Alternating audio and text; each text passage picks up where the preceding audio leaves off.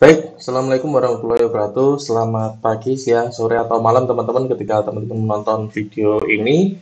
Uh, Perkenalkan nama saya Angga Yuni Mantara. Untuk pertemuan hari ini kita akan membahas terkait dengan pertemuan ke-13 dari kuliah metode penelitian kuantitatif, yaitu bagaimana cara pelaporan hasil penelitian. Nah, oke, nanti dalam pembahasannya kita akan membagi dalam beberapa bagian. Yang pertama adalah uh, ketika kita menyusun sebuah laporan gitu ya, siapa nanti yang berhak menerima laporan yang setelah kita susun gitu ya, siapa saja yang boleh untuk mendapatkan hal itu. Terus kemudian terkait dengan sistematika, bagaimana cara penyampaiannya, terus kemudian nanti terkait dengan kekurangan, apa sih yang mungkin menjadi kendala gitu ya dalam proses penyusunan laporan, dan yang terakhir adalah bentuk laporan statistiknya seperti apa gitu ya. Oke. Nah, pertanyaan yang pertama adalah siapa yang boleh atau berhak gitu ya untuk menerima laporan penelitian yang telah kita susun gitu ya. Nah, ini yang pertama memang jelas adalah penyandang dana, di mana penyandang dana sendiri adalah pihak-pihak yang memberikan sokongan dana, sokongan bantuan terhadap terlaksananya proses penelitian yang kalian lakukan gitu ya. Jadi kalau misalkan teman-teman nanti skripsi gitu ya, kalian mengajukan dana hibah skripsi gitu ya kepada universitas atau kepada fakultas. Nah, ini nanti fakultas harus atau berhak untuk meminta laporan dari apa yang telah kalian kerjakan gitu ya, baik itu laporan tertulis ataupun laporan penggunaan dana gitu ya.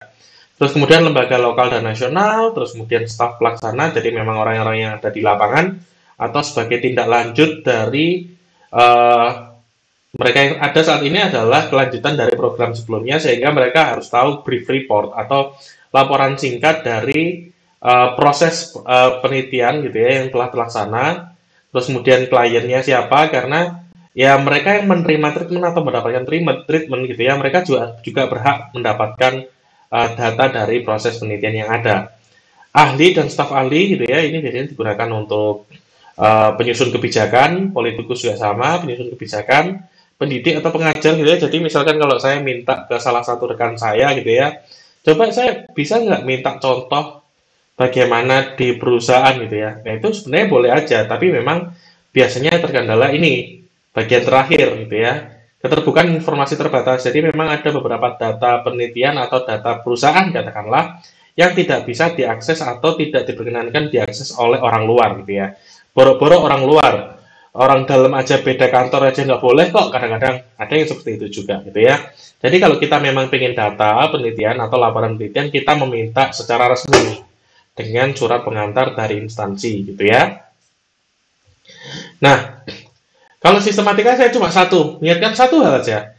IMRAD, Introduction, Method, Result, and Discussion gitu ya. Itu harus selalu ada. Di dalam discussion mungkin ada juga bagian terkait dengan terkait dengan limitation gitu atau batasan-batasan penelitian. Kalau introduction kan pengenalan fenomena gitu ya. Terus kemudian pengenalan theoretical, landasan teori, terus keterkaitan antara teori-teori yang ada atau variabel-variabel yang ada itu seperti apa, kebaruan dari penelitian sebelumnya seperti apa, terus kemudian kalian pakai mindsetnya penelitiannya siapa gitu ya. Di introduction harusnya clear gitu ya. Di metode ini membicarakan tentang instrumen yang digunakan, responden, jumlah responden, rata-rata usia responden, dan lain sebagainya gitu ya. Result ini hasil analisis yang berkaitan dengan ya entah statistik deskriptif atau statistik inferensial gitu ya, atau bisa juga dua-duanya gitu. Nah, discussion jelas tadi pembahasan dari hasil, terus kemudian ditambah lagi dengan mungkin limitation atau batasan penelitian. Nah, ini permasalahan yang seringkali dihadapi oleh para peneliti ketika melakukan atau menyusun laporan penelitian gitu ya. Jadi memang yang pertama adalah rumusan masalah terlalu luas. Nah, ini terutama di orang-orang Asia Tenggara ini kebiasaan ini juga sama kok. Tenang aja, nggak cuma Indonesia gitu ya. Jadi sebenarnya penggunaan jurnal acuan kalau teman-teman yang menggunakan penelitian based on research itu akan sangat memudahkan untuk kalian menyusun kacamata itu tidak terlalu luas gitu ya. Yang kalian pakai itu kacamata, let's say ya, saya ngomong bisa jadi kacamata kuda gitu ya. karena fokus ke depan, fokus lurus sesuai teori gitu ya. Tapi kayak misalkan kalau terlalu luas gitu ya, kayak mata ikan yang apa ya, yang wide banget gitu ya, sampai melengkung gitu ya. Mungkin teman-teman dulu pasti pernah lah pakai sekali minimal itu kamera fisheye gitu ya. Ya coba bayangin kalian melihat realita tidak sesuai dengan atau menyampaikan realita terlalu berlebihan gitu ya. Nah ini juga menjadi tantangan tersendiri. Yang kedua adalah ada kemungkinan penggunaan data sekunder. Ya, ini memang terkadang karena penggunaan dana yang terbatas gitu ya, waktu yang sangat singkat. Biasanya ada kemungkinan untuk peneliti menggunakan data-data sekunder sebagai acuan gitu ya. Jadi menentukan jumlah respondennya dari atau menggunakan mereka yang mengisi sensus atau jangan sensus penelitian yang sama di tahun sebelumnya gitu ya. Nah itu mungkin bisa jadi. Terus kemudian sumber informasi yang kurang akurat mungkin karena ya tadi pemilihan responden yang tidak sesuai dengan kriteria yang ada, akhirnya sumber informasinya pun bermasalah gitu ya. Terus yang selanjutnya adalah oversimplified, overgeneralized, dan kemampuan peneliti untuk memahami dan menemukan realitas sosial yang muncul rendah gitu ya. Jadi oversimplified ini terlalu menyederhanakan fenomena. Overgeneralized ini terlalu menyamaratakan fenomena untuk semua waktu gitu ya. Terus kemudian untuk ada juga kemampuan peneliti memahami dan menemukan realitas sosial yang muncul gitu ya. Itu lemah kemampuannya. Terus kemudian ada kemungkinan juga meskipun dikatakan bahwa kita berusaha untuk bebas nilai gitu ya, kita berusaha untuk ilmiah, bebas nilai, objektif gitu ya. Tapi terkadang memang ada beberapa peneliti yang memang perlu diakui mereka punya kecenderungan terhadap salah satu fenomena atau salah satu arah dalam penelitian gitu ya, atau satu fenomena. Nah itu seperti itu gimana Pak? Iya sebenarnya kalau kita ngomong salah gitu ya, karena tidak sesuai dengan kaidah yang ada. Tuh. Jadi membungkus fenomena sesuai dengan keinginan mereka, gitu ya. Ini yang salah. Penulisan yang tidak baik, gitu ya, baik secara diksi, kosakata, terus kemudian istilah-istilah yang digunakan, penjelasan yang disampaikan, gitu ya. Ini berkaitan dengan yang terakhir, gitu ya, penggunaan tata aturan kebahasan yang kurang tepat. Nah, bentuk pelaporan statistik memang secara umum ada dua ini ya teman-teman ya, statistik deskriptif dan statistik inferensial gitu ya, seperti sebelumnya harusnya teman-teman sudah pernah lihat gitu ya, atau pernah dari jurnal-jurnal. Biasanya mereka mengatakan responden terdiri atas 56 laki-laki dan 128 perempuan, let's say seperti itu gitu ya. Nah, biasanya penulisannya dikaitkan dengan usia, terus kemudian jenis kelamin, berapa persen gitu ya. Terus kemudian terkait dengan rentang usia gitu ya, pakai standar deviasi. Biasanya statistik ini sampai di situ saja. Misalkan kalau perlu diklasifikasikan tinggi rendah sedang ya based on roll score atau based on Z score itu juga bisa. Jadi memang sangat tergantung sekali dari apa yang kalian cari gitu ya. Penggunaan min atau SD dan SD sebagai acuan utama, terus kemudian yang terakhir ini saya berikan contoh gitu ya. Ini melibatkan 613 orang responden dengan rata-rata usia 20,22 tahun dengan standar deviasi 2,850 tahun, 8,85 tahun. Dengan mayoritas responden merupakan perempuan, gitu ya.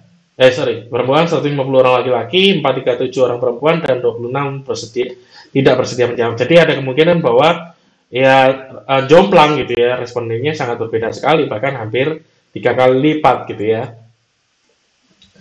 Nah, apa kekurangan ketika kita hanya memasukkan statistik deskriptif gitu ya. Jadi memang akhirnya sebuah data itu apabila deskriptif ya cuma hanya mendapat informasi terkait dengan informasi tersebut saja. Misalkan kemampuan angkut dan lain sebagainya gitu ya. Ya sudah cuma di situ saja gitu ya, tidak melibatkan aspek lain. Misalkan ketinggian tanah, kecuraman jalan, kemampuan driver gitu ya. Nggak ada, cuma itu aja. Nah, statistik inferensial ini akhirnya melibatkan variabel-variabel yang dapat diuji, diukur, dan diteliti gitu ya. Sekalipun ada beberapa model penelitian yang membolehkan salah satu variabelnya bersifat nominal atau rasio gitu ya. Ordinal sama nominal itu juga boleh. Nah, permasalahan adalah kalau di deskriptif saja sudah berhenti di situ saja, inferensial membuktikan untuk lebih lanjut gitu ya. Seringkali dianggap sebagai uji hipotesis istilahnya. Nah, ini penggunanya uji T untuk uji beda, uji F untuk uji pengaruh, dan uji R untuk korelasi. Sebelum analisis didahului dengan uji asumsi, di mana uji asumsi ini berbeda-beda antara korelasi, ya, terus regresi, ya, itu berbeda-beda banget. Jadi memang perlu diujikan, gitu ya. Untuk uji asumsi untuk setiap uji berbeda, perhatikan kapan. Oke, nah,